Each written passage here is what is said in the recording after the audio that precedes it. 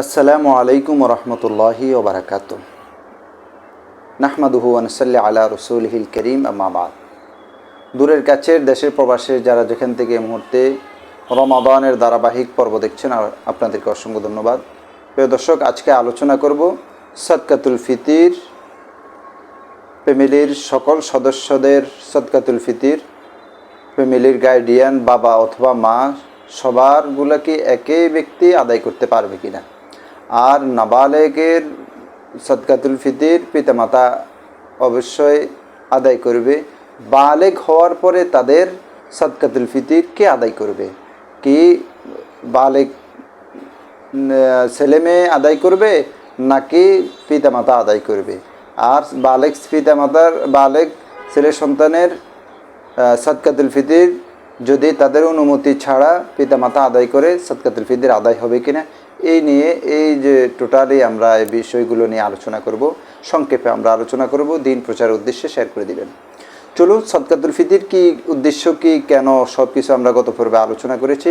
আজকে আলোচনা করব যে নাবালেগ সন্তানের সদকাতুল ফিতির পিতামাতা আদায় করবে। কারণ নাবালেগ থাকা অবস্থায় সন্তানের দায়িত্ব পিতামাতার উপরেই বর্তায়। বালেগ হওয়ার পরে বালেগ ছেলেমেয়ের যদি সম্পদ থাকে তাহলে তারা তাদের এই সদকাতুল ফিতিরটা তারা নিজেরাই আদায় করবে, অন্য কেউ আদায় করা যাবে না, আদায় করলে হবে না তাদের অনুমতি ছাড়া।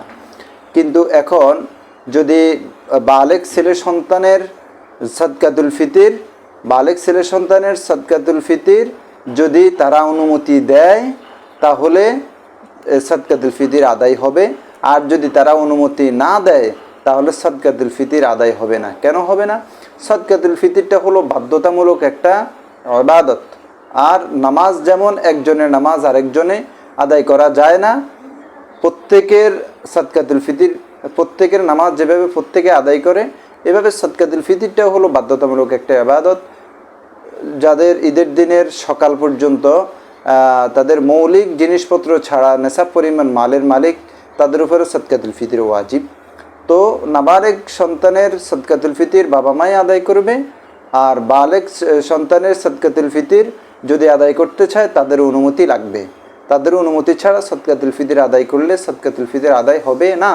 আর যদি তাদের সম্পদ থাকে তাহলে তারা নিজেদের সদকাতুল ফিতির আদায় করবে, তাহলে সদকাতুল ফিতিরটা আদায় হবে।